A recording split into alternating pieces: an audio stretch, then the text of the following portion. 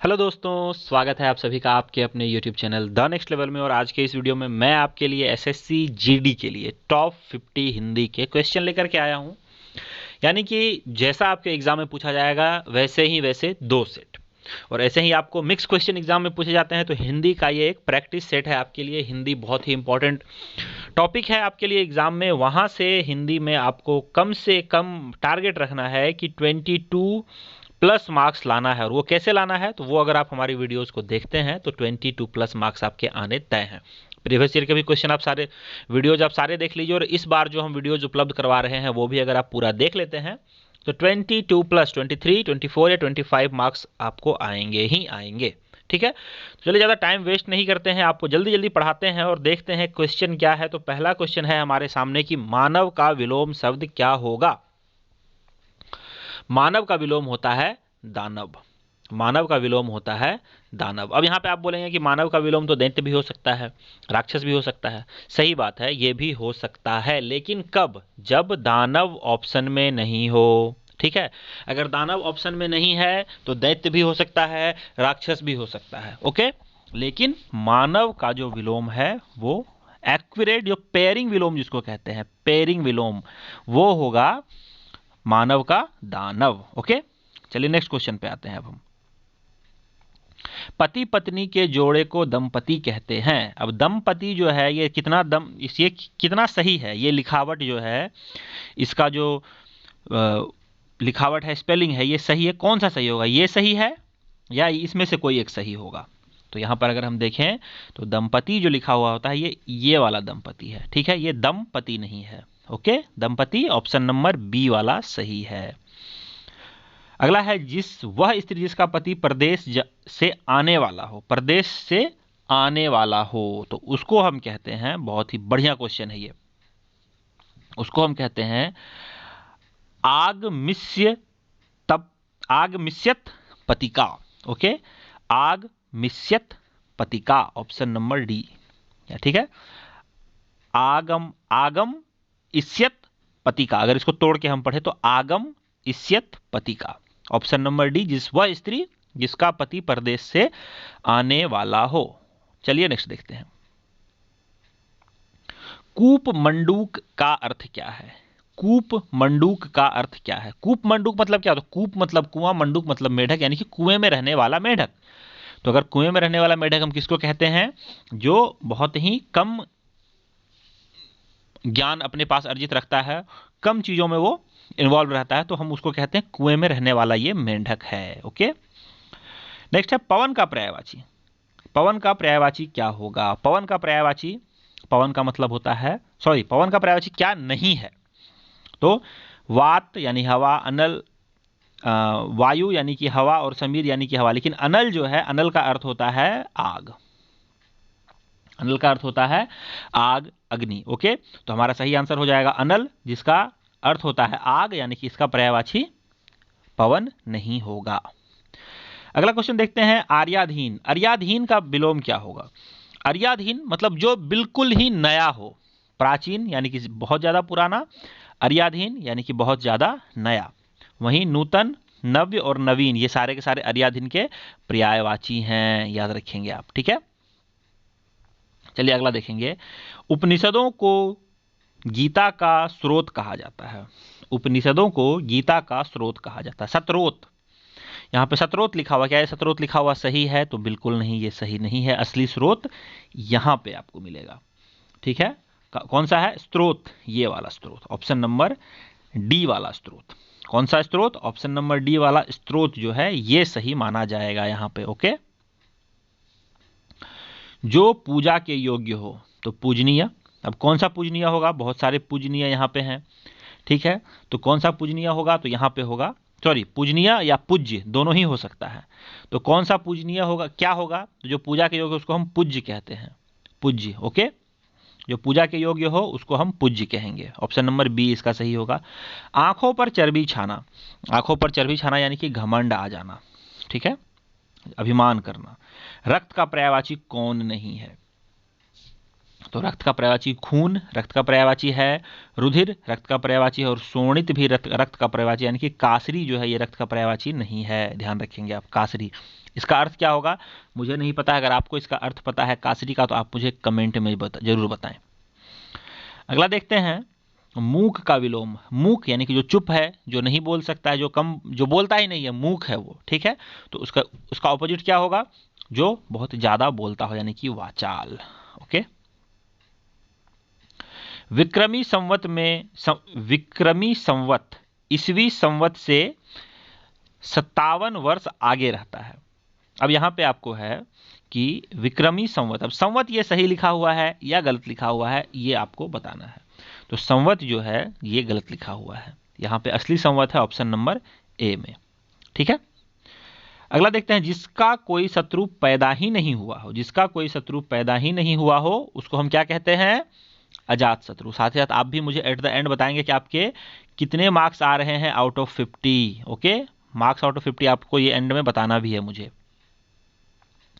दांतों तले उंगली दबाना, यानी कि आश्चर्यचकित हो जाना, हैरान हो जाना, ऑप्शन नंबर सी। सरस्वती का पर्यायवाची नहीं है, कौन नहीं है, तो देखो यहां पे शारदा, कमला इसके पर्यायवाची है। अब यहां पे थोड़ा सा हमने स्पेलिंग मिस्टेक कर दिया है, प्रिंटिंग एरर का आप कह सकते हैं, टाइपिंग एरर कह सकते हैं। यहां पे वीणा पानी होगा, वीणा पानी, ठीक है, ये होता है। तो ये भी सरस्वती का पर्यायवाची है, तो यानी कि वाणी जो है ये सरस्वती का पर्यायवाची नहीं है। ऑप्शन नंबर सी इसका करेक्ट आंसर हो जाएगा। उद्दत का विलोम क्या होता है, तो उद्दत जो है, उद्दत का विलोम होता है अक्खड़, दुष्ट, ठीक है। जो टेढ़ा आदमी होता है उसको हम उद्दत कहते हैं, दुष्ट कहते हैं। अक्खड़, जो अक्खड़ बहुत ज्यादा अविनित, तो इसका अर्थ हो जाएगा सौम्य, इसका विलोम हो जाएगा सौम्य। उद्दत का विलोम सौम्य, ठीक है। नेक्स्ट देखते हैं भागीरथी का पर्यायवाची। भागीरथी का पर्यायवाची क्या होगा, तो भागीरथी का पर्यायवाची होता है गंगा। ओके, गंगा, ठीक है, गंगा। और सरिता का मतलब नदी होता है, निर्झरनी मतलब भी नदी होता है। अगला क्वेश्चन देखते हैं समुद्र में लगने वाली आग। समुद्र के नीचे रहने वाली आग या समुद्र में रहने वाली आग को क्या कहते हैं, उसको हम कहते हैं बड़वाग्नि, बड़वाग्नि। ओके, वहीं दावानाल जो है जंगल में लगने वाली आग, जठराग्नि पेट की आग। चलिए आगे देखते हैं कलेजा होना। कलेजा होना यानी कि हिम्मत होना, ठीक है, गट्स जिसको हम लोग बोलते हैं। क्या बोलते हैं कि इस काम करने के लिए गट्स होना चाहिए, कलेजा होना चाहिए, ठीक है, मुहावरा है ये। आजकल आयुर्वेदिक औषधियों की विश्वसनीयता बढ़ रही है। अब ये आयुर्वेदिक होगा, आयुर्वेदिक होगा, क्या होगा, सही कौन सा लिखा हुआ है इसमें से, तो यहां पर अगर हम देखें तो एक्चुअल सही लिखा हुआ है आयुर्वेदिक, ऑप्शन नंबर बी में, ठीक है। स्पेलिंग मिस्टेक आपको 5 क्वेश्चन एग्जाम में पूछे जाएंगे, 5 क्वेश्चन फिक्स है, आना ही आना है, और इसी तरह से कठिन कठिन पूछे जाते हैं। तो अगर आप हमारा ये वीडियो, जितने भी हम प्रैक्टिस सेट ला रहे हैं आपके लिए, 10 आपको इसमें मिलेंगे ही मिलेंगे प्रैक्टिस सेट में। तो अगर 10 आप कर लेते हैं तो, और ऐसे ही हम बहुत सारे वीडियो आपको एग्जाम से पहले प्रोवाइड करेंगे, तो अगर इतना आप कर पाते हैं तो आपको बहुत ही फायदा हो जाएगा एग्जाम के लिए। आगे है धनवान का विलोम शब्द क्या है। धनवान का विलोम, तो धनवान यानी कि बहुत सारा जिसके पास धन है, तो इसका विलोम हो जाएगा अकिंचन, यानी कि जिसके पास धन बिल्कुल ही नहीं है। ओके, आगे देखते हैं इंद्र का पर्यायवाची। इंद्र का पर्यायवाची क्या हो जाएगा, तो इंद्र का पर्यायवाची होता है मधवा, मधवा। इंद्र का पर्यायवाची होता है मधवा। इसको ऐसे हम सुरेश, अमरपति, वज्रधर, देवेंद्र, सुरेंद्र, वज्जी, बहुत सारे नाम से इनको जानते हैं, देवराज के नाम से भी जानते हैं। ओके, पेट की आग, अभी मैंने ऊपर आपको बताया था पेट की आग को जठराग्नि कहते हैं, जठराग्नि। ओके, बड़वा नाल यानी कि समुद्र की आग, ठीक है, समुद्र की आग। बड़वाग्नि यानी कि समुद्र में लगने वाली आग, तो ये दोनों एक ही है, जठराग्नि और जठरानाल नहीं होता, जठरानल नहीं, हम बहुत जगह यूज नहीं करते हैं, जठराग्नि ही यूज करते हैं। ओके, बड़वानाल और बड़वाग्नि एक ही चीज है। दावानाल और दावाग्नि अगर कहीं यूज होता है तो वो एक ही चीज होता है, ठीक है। पानी ना मांगना, पानी ना मांगना यानी कि तत्काल मर जाना। जैसे हम क्या कहते हैं, कोबरा अगर किसी को डस ले तो वो व्यक्ति तत्काल मर जाता है, यानी कि उसके पास इतना टाइम भी नहीं है कि वो पानी मांग सके। अगला है दिन ब दिन रासायनों के अप्रत्याशित प्रभाव सामने आ रहे हैं। अब कौन सा अप्रत्याशित सही है? तो यहां पर अगर हम देखें तो ये वाला तो गलत ही है। इनमें से ऑप्शन नंबर सी का अप्रत्याशित सही है। ठीक है, और अप्रत्याशित का अर्थ क्या होता है कि जिसकी आशा ना हो, जिसकी आशा ना हो वही होता है अप्रत्याशित। नेक्स्ट क्वेश्चन देखेंगे, नीरस का विलोम क्या होगा? नीरस जिसमें कोई रस ना हो तो वैसा चीज। सरस जिसके अंदर बहुत सारा रस हो, रसीला हो, तो क्या होगा वो हो जाएगा ऑप्शन नंबर बी, सरस, रस के साथ। कमल का पर्यायवाची शब्द क्या होगा? कमल का पर्यायवाची शब्द, कमल किसको कहते हैं? तो कमल का पर्यायवाची होता है पुंडरिक। पुंडरिक कुसुम और पुष्प फूल को कहते हैं। ओके, और कमल के लिए और भी अगर आप पर्यायवाची देखना चाहे तो हो सकता है वो आपको हो जाएगा पदम, पंकज, नीरज, सरोज, जलज, पुष्कर। ओके, चलिए नेक्स्ट क्वेश्चन देखेंगे हम। विशिष्ट अवसर पर विशिष्ट लोगों के समक्ष दिया गया विद्वतापूर्ण भाषण। अनेक शब्दों के लिए एक शब्द, बहुत ही अच्छे अच्छे वर्ड्स आपको सीखने को मिलेंगे अगर आप बहुत सारे अनेक शब्दों के एक शब्द याद कर पाते हैं तो यहां पर सही हो जाएगा अभिभाषण। अभिभाषण। ओके, विशिष्ट अवसर पर विशिष्ट लोगों के सामने, जैसे कि आप अगर स्कूल में पढ़ रहे हो और आपका एनुअल फंक्शन चल रहा हो तो उसमें अगर आपको बोलने का मौका मिले तो विशिष्ट लोग, जो भी आपके टीचर हैं, जो भी आपके स्कूल के चीफ गेस्ट हैं, वो आपके विशिष्ट लोग हैं और एनुअल फंक्शन विशिष्ट अवसर है और वहां पे अगर आपको भाषण देने का मौका मिलता है तो आप वो अभिभाषण देते हैं। ओके, विद्वतापूर्ण। ऐसा नहीं है कि वहां पे हम जाके कॉमेडी कर रहे हैं, वो नहीं। विद्वतापूर्ण यानी किसी चीज पे आप अगर भाषण दे रहे हैं तो वो अभिभाषण कहलाता है। नेक्स्ट है 19-20 होना। तो इसका मतलब है बहुत कम का अंतर होना। ओके, बहुत कम का अंतर होना। संस्कृत विश्लिष्ट भाषा है। विश्लिष्ट भाषा है कौन सा? सॉरी, विश्लिष्ट नहीं, संश्लिष्ट भाषा है। कौन सा? क्या होगा इसका अर्थ? संश्लिष्ट का अर्थ क्या होता है? किसी से या किसी में मिला हुआ। ठीक है, तो संस्कृत जो है सबको मिला जुला के भाषा चलती है, यानी कि सबको एक समान लेके चलती है। तो जो संश्लिष्ट, असली सही संश्लिष्ट लिखा हुआ है वो आपको ऑप्शन नंबर ए में है। ऑप्शन नंबर ए में संश्लिष्ट जो है वो सही लिखा हुआ है। महान का विलोम क्या हो जाएगा? तो महान का विलोम क्या होता है? महान का विलोम होता है क्षुद्र। महान का विलोम होता है क्षुद्र। अगला देखते हैं, भवन का पर्यायवाची शब्द क्या होगा? भवन का पर्यायवाची क्या होगा? तो इसका होगा घर। भवन को हम घर भी कहते हैं। ओके, भवन को हम घर भी कहते हैं पर्यायवाची में। किसी साहित्यिक कृति की समालोचना करने वाला, किसी साहित्यिक कृति यानी कि किसी भी साहित्यिक निर्माण की, किसी भी चीज की, आप सीधा मान लीजिए किसी भी चीज की समालोचना यानी कि आलोचना करने वाला, उसकी बुराई निकालने वाला, ऐसे लोग को हम क्या कहते हैं? अंग्रेजी में हम उन्हें हेटर्स कहते हैं। हेटर, जैसे कि क्रिकेटर्स के हेटर होते हैं, फुटबॉलर्स के हेटर होते हैं, आपको फिल्म एक्टर्स के हेटर होते हैं। कोई भी व्यक्ति किसी भी चीज का हेटर होता है। तो इसका सही आंसर हो जाएगा समीक्षक, जो समीक्षा करते हैं उसकी, किसी भी चीज से कंपेयर करते हैं। कान का कच्चा होना यानी कि हर सुनी बात पर विश्वास कर लेना। Option number B.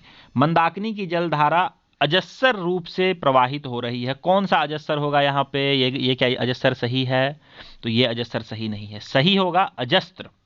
अजस्त्र, और ऑप्शन नंबर बी अजस्त्र सही होगा। और अजस्त्र का अर्थ होता है लगातार। ओके, मुख्य का विलोम क्या होगा? मुख्य का विलोम क्या होगा? तो मुख्य का विलोम होता है गौण। मुख्य यानी कि हम क्या बोलते हैं कि खीर में मुख्य रूप से चावल का प्रयोग होता है, लेकिन उसमें इलायची गौण होती है।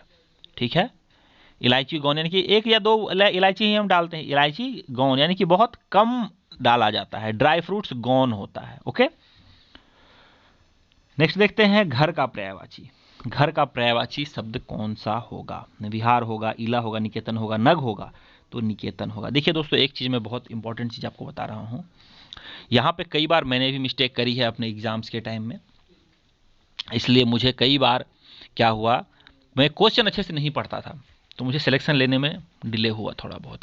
लेकिन अगर आप इस चीज पे ध्यान दें, क्वेश्चन को अच्छे से पढ़ें, कहीं आपको लिखा रहेगा घर का पर्यायवाची शब्द है, कहीं लिखा रहेगा पर्यायवाची शब्द नहीं है। ओके, पर्यायवाची शब्द है, पर्यायवाची शब्द नहीं है। तो ये चीज आपको ध्यान में रखना है कि क्वेश्चन क्या पूछ रहा है या नहीं है। कई बार ऐसा होता है कि हम क्वेश्चन गलत पढ़ते हैं और सही आंसर जो कि इजी है उसको हम गलत टिक करके आ जाते हैं। और कभी भी क्वेश्चन भी आप पूरा पढ़ें, कई बार ऐसा आपको मिलेगा कि दो ऑप्शन जो है वो सही है और एक चौथे नंबर में दिया है ए और बी दोनों, ए एंड बी बोथ। तो उससे क्या होगा, आपने तो पहला नंबर देखा, उसको टिक करा और आप आगे बढ़ गए, लेकिन आपने दूसरा ऑप्शन नहीं देखा। आपने दूसरा भी सही है, हो सकता है तीसरा भी सही और डी में आपको मिल जाए सभी सही हैं। तो इस तरह से आपको चारों ऑप्शन भी एक बार ध्यान से देखना होता है। यहां पे हमारा सही आंसर निकेतन है, ये चीज भी आप याद रखेंगे। किसी के पास रखी दूसरे की वस्तु, किसी के पास रखी दूसरे की वस्तु, इसको हम क्या कहते हैं, इसको हम कहते हैं धाती। ठीक है, ठाती। अगला है पापड़ बेलना। पापड़ बेलना का अर्थ होता है मुसीबत, मुसीबत उठाना। ऑप्शन नंबर बी, मुसीबत उठाना। जैसे हम क्या कहते हैं, यार उससे पैसे, जैसे मान लो आपने किसी को पैसे उधार दे दिए, ठीक है, तो आप क्या कहोगे, मैंने उससे पैसे लेने के लिए बहुत पापड़ बेले। ओके, यानी कि बहुत मुसीबत उठाए हैं। अत्यधिक व्यस्तता में, व्यस्तता से जीवन में निरस्ता आ जाती है। अत्यधिक व्यस्तता, तो ये क्या अत्याधिक सही लिखा हो, अत्याधिक होगा या अत्यधिक होगा या क्या होगा, सही क्या होगा, सही लिखावट कौन सी है, सही स्पेलिंग क्या है, तो ये है अत्यधिक, ऑप्शन नंबर बी। ओके, अंग प्रत्यारोपण के क्षेत्र में भारतीय शल्य चिकित्सक पर्याप्त सफल रहे हैं। यानी कि जो अंग प्रत्यारोपण हम करते हैं, कभी आपने सुना होगा कि किडनी चेंज करते हैं, कई बार आपने सुना होगा कि आंखों की कार्निया वगैरह चेंज करी जाती है, कई बार आपने सुना होगा कि नी ट्रांसप्लांट करवाते हैं, हिप्स ट्रांसप्लांट करवाते हैं, तो वही अंग प्रत्यारोपण होता है। और इसमें जो भारत के सर्जन हैं वो पर्याप्त सफल रहे हैं, ये बात कहना चाहते। तो ये चिकित्सक जो है, ये क्या सही लिखा हुआ है, कौन सा चिकित्सक सही होगा, ठीक है।